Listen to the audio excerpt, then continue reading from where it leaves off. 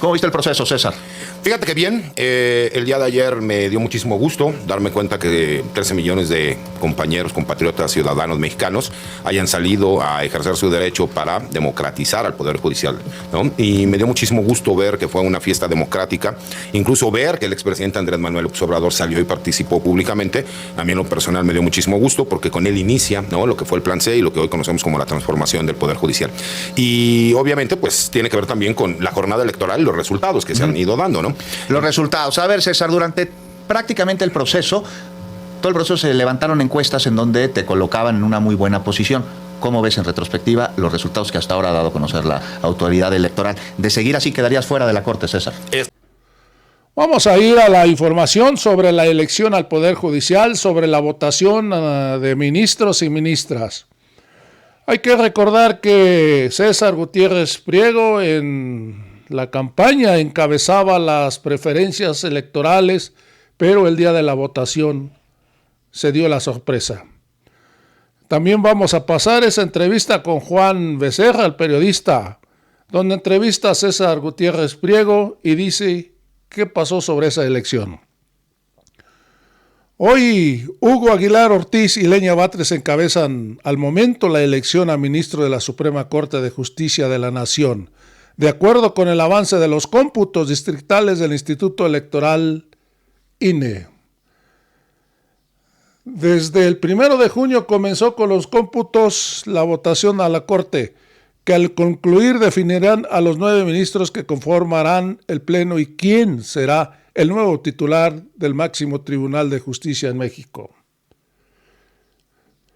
Con el corte de hoy a las 11:20 minutos horas y con el 90.5% de actas computadas, Hugo Aguilar Ortiz, el ministro, el jurista indígena, acumula el 5.22% de los sufragios, equivalente a 4.900.000 votos. En tanto, Lenya Batres Guadarrama suma 4.95% de los sufragios, equivalente a 4.700.000 votos. Con ello, ambos apuntan a ser quienes lideren la Suprema Corte. Si no cambian las cosas, hoy vamos a tener en la Suprema Corte de Justicia de la Nación a un jurista indígena oaxaqueño. Esto a la derecha seguramente ha de estar siendo bilis. Les va a dar diarrea, como a Lorenzo Córdoba, que detesta a las comunidades indígenas. Y si no, ya muchas veces hemos visto los videos donde se burla de las costumbres de los pueblos originarios. Amigos y amigas, y algo muy interesante que dijo Hugo Aguilar Ortiz en una entrevista, que él va a seguir, se va a quitar la toga y se va a poner un traje de su pueblo originario. Amigos, a ver qué dice la derecha sobre esto. Vamos a ir a la conferencia, antes de ir a la entrevista que le hicieron a César Gutiérrez Priego, a la conferencia de la presidenta Claudia Sheinbaum, que otra vez en la cara les dijo que se sacaron 13 millones de votos más de los que votan por el PRI y el PAN. Y es que han descalificado esta votación, echándose la jalada que hay 90 millones de votos o votantes y que solo 13 millones salieron a votar. Amigos y amigas, una gran desfachatez de estos señores de la oposición. Amigos, vamos a ir a lo que dijo Claudia Sheinbaum. Siguen con esto de que son ministros a modo y pues los que eligió la gente. Ah, por cierto, a ver, antes del 24 pone el comentario de la observadora internacional. Vale la pena. Sobre su opinión sobre la elección. Respecto al uso de las notas personales, un significativo número de personas votantes sí portaba sus notas personales de apoyo, lo cual en la mayoría de los casos ha facilitado reducir incluso el tiempo de votación. La misión no ha encontrado en su recorrido el uso de los acordeones, no hemos podido constatar una distribución intencionada, masiva sobre este recurso que se ha planteado en diversos medios o por alguna ciudadanía. En nuestro caso, hemos podido observar que había población con sus notas personales y han emitido su voto de manera libre y sobre todo que eso permite agilizar los tiempos de votación. Ahora, fíjense, o sea, a ver que me den este argumento. Que dicen que no tienen que ver una cosa con la otra, yo digo que sí.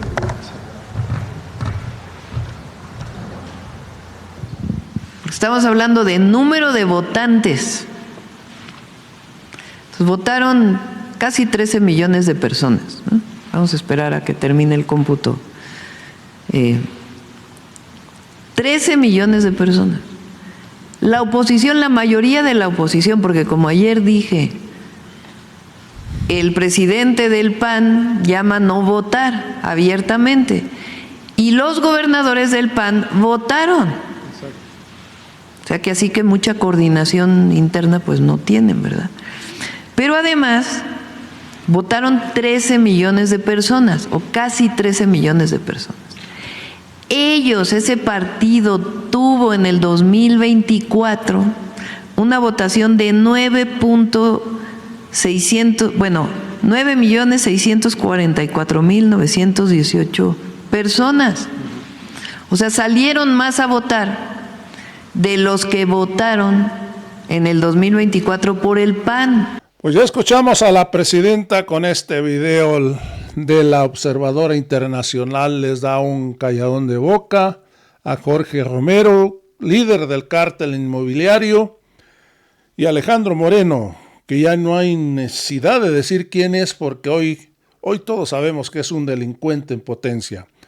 Amigos, vamos a ir a la entrevista de César Gutiérrez Priego. Agradezco al candidato César Gutiérrez Priego que nos acompaña aquí esta tarde, pues uno de los rostros más visibles, sin duda alguna, por varias razones de esta jornada. César, ¿cómo estás? Bienvenido, candidato. Al contrario, Juan, un placer estar contigo. Ya extrañaba venir a saludarte aquí en Radio Fórmula. No nos lo permitieron, fíjate, no que solo hablaras como candidato, eso se entiende, ¿no? Que necesita haber equidad en las candidaturas y eran 64, aquí entrevistamos a 54, incluyéndote a ti, pero eres colaborador en temas de seguridad y bueno, durante esta jornada la autoridad nos pidió que no vinieras para que no tuvieras más espacios que tus contrincantes. Y bueno, ya puedes hablar, ¿verdad? Ya estamos aquí, ya podemos hablar libremente. ¿Cómo viste el proceso, César? Fíjate que bien, el día de ayer me dio muchísimo gusto darme cuenta que 13 millones de compañeros, compatriotas, ciudadanos mexicanos hayan salido a ejercer su derecho para democratizar al Poder Judicial, ¿no? Y me dio muchísimo gusto ver que fue una fiesta democrática, incluso ver que el expresidente Andrés Manuel López Obrador salió y participó públicamente. A mí en lo personal me dio muchísimo gusto porque con él inicia, ¿no?, lo que fue el Plan C y lo que hoy conocemos como la transformación del Poder Judicial. Y obviamente pues tiene que ver también con la jornada electoral y los resultados que se han ido dando, ¿no? Los resultados. A ver, César, durante prácticamente el proceso, todo el proceso se levantaron encuestas en donde te colocaban en una muy buena posición. ¿Cómo ves en retrospectiva los resultados que hasta ahora ha dado a conocer la autoridad electoral? De seguir así quedarías fuera de la Corte, César. Es correcto, Juan. Incluso yo ya hice un posicionamiento público que después del análisis de más del 73%, ahorita es un poco más del 80%, obviamente las tendencias del voto no me favorecen y obviamente pues públicamente salgo a reconocerlo porque más allá de cualquier interés personal, me parece que lo más importante en este momento es defender lo que sucedió el día de ayer. Las votaciones para elegir a las ministras, ministros, magistrados, juezas y jueces dentro del Poder Judicial de la Federación. Y asimismo, pues, de todas las entidades federativas en donde correspondió también. Porque sí creo en el proceso y sí creo en la transformación del país. Y creo que este es apenas el primer paso que nosotros tenemos que dar, no solo para acabar con la corrupción y la impunidad del Poder Judicial. Creo que hay pasos que se van a seguir dando y creo que nosotros tenemos que demostrar que no solamente lo apoyamos participando, sino también cuando incluso los resultados no nos favorecen. Durante el proceso electoral hubo quien señaló que serías un peligro para los derechos humanos en caso de llegar a la Suprema Corte de Justicia de la Nación. Lamentablemente, pues no pudiste venir a estos micrófonos o a otros a aclararlo debido a la veda y a las restricciones por parte de la autoridad electoral. Pero es importante, que te haga esta pregunta y que me respondas. Los derechos humanos, hay declaraciones tuyas en donde dices que no deberían tener los mismos derechos las personas, o se entiende que podrías decir que no deben de tener los mismos derechos las personas que son criminales que las que no lo son. ¿Qué respondes a esto, César? Pues que obviamente es una calumnia que aprovecharon el que yo no tenía la oportunidad tal vez de salir a decir lo que yo siempre he dicho públicamente, que nosotros tenemos que entender que los derechos humanos es un derecho que tiene todo aquel que incluso cometa un delito, pero que muchísimas veces se criminaliza al personal militar, porque iba en ese sentido el ataque de lo que hacían el señalamiento. Y yo decía que a lo mejor la molestia que tenían es que yo me he dedicado a defender al personal militar, pero al personal de tropa, se me explico, a los oficiales, y querían forzosamente ligarme con una declaración que se hace respecto a un general. La realidad es, yo siempre lo he dicho, los delincuentes tienen derechos, sí, pero también tenemos que entender que la restricción se da cuando ellos atentan incluso en contra de los derechos de terceros, y que no existe una violación como tal cuando tú lo que haces es aplicar de acuerdo a la ley lo que corresponde en cuanto al uso legítimo de la fuerza, ¿no? Entonces tergiversaron tus palabras, editaron tus mensajes. Hay una conferencia que haces, no recuerdo dónde, fueron manipuladas tus declaraciones. Por supuesto, para darles otro sentido. Pero por supuesto. ¿Tienes las grabaciones originales de esas conferencias, sí, para poder entender el contexto en el que lo dijiste, para que nos lo hagas llegar y en su momento aquí la transmitamos? Porque incluso para mí, ya tengo ahorita la libertad como para poder salir y hacer todas esas aclaraciones, porque fue lamentable, ¿no?, que utilizaron y hicieron ataques en contra de mi persona, en contra de mi señora madre. Yo puedo entender que el caso de mi padre era una cuestión pública, pero incluso involucrar a mis hijos menores de edad se me hizo pues una falta de ética tremenda. Pero aquí lo importante, como yo te lo decía, es yo entiendo que cuando uno quiere participar, ¿no?, de forma pública para ostentar un cargo tan importante como el de ministro de la Suprema Corte de Justicia de la Nación, pues uno obviamente está dentro del foco público y a lo mejor se pueden hacer muchos comentarios. Lamentablemente yo no tenía la oportunidad de salir a dar réplica a muchos de estos comentarios, pero sí te agradezco la oportunidad que me estás dando para que quede claro, ¿no? Yo tengo una carrera de más de 25 años postulando en materia penal y en penal militar, y sí me gustaría que quedara claro con la gente, ¿no? Mi lucha siempre ha sido por defender al personal militar, al personal de tropa, a los oficiales, y que incluso mi lucha siempre ha sido en contra de los abusos que recibe ese personal militar y en contra de los ataques indiscriminados. Hay más de un 22% de elementos militares que pertenecen, obviamente son de origen indígena, y que muchas veces han sido criminalizados y acusados de delitos que cometieron a lo mejor otros mandos militares, y que ellos, al desconocimiento de las leyes, e incluso muchas veces no entienden por qué pasan esas situaciones, que nosotros abiertamente y de forma valiente hemos salido a defenderlos, ¿no? Entonces, ¿tienen, de acuerdo a tu criterio, los mismos derechos las personas que han cometido un crimen que aquellas que no? Para que quede claro. Pero por supuesto, o sea, no hay una restricción en cuanto a los derechos humanos, es así de claro, mi querido Juan. Tus declaraciones son en el sentido de que, así como a las personas que son delincuentes de apego a la ley se le cumplen sus derechos, a aquellas que no lo son y que atienden el problema de inseguridad también se les tiene que garantizar. Sí, por supuesto. Sí es lo que entendí. ¿Sí era eso? En ese sentido fue siempre. ¿Por qué? Porque muchas veces criminalizamos al personal policíaco, al personal de la Guardia Nacional, al personal del Ejército o de la Marina, y que de entrada ni siquiera les reconocemos el derecho de hablar de presunción, no le respetamos la presunción de inocencia. Se les termina incluso atacando y diciendo que son delincuentes y que cometieron delitos de lesa humanidad cuando ni siquiera han sido juzgados. Y me parece que también es importante no criminalizarlos, porque ellos no tienen un foro para salir a defenderse. César, ¿qué sigue después de este proceso electoral, después de tu candidatura?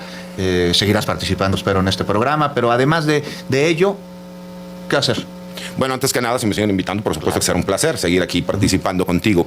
Más allá de la amistad que nos une, me parece que siempre es un foro importante como para poder compartir y explicar a la gente nuestro punto de vista con conocimiento de causa. Pero la vida continúa, mi querido Juan. Me parece que yo, en mi caso, desde mi trinchera, seguiré participando en lo que yo creo como tal, que es la transformación de México. Y como lo dije anteriormente, ¿no?, este es apenas el primer paso para poder acabar con la corrupción y la impunidad dentro del Poder Judicial. Yo desde mi trinchera, por supuesto, que seguiré aportando y apoyando a lo que yo creo que es necesario, porque incluso necesitamos también, como nosotros como abogados, como postulantes, tener un código de ética que se tenga que respetar. ¿Para qué? Pues para nosotros también garantizar que la justicia se pueda llevar a cabo y no prestarnos a que cuando la justicia nos convenga así se aplique, pero cuando no, solamente la ley, ¿no? No, pues eso sería injusticia.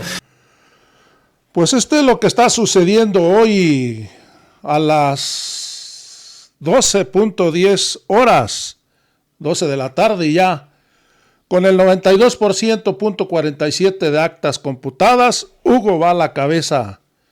El jurista indígena de Oaxaca le va ganando a Lenia Batres.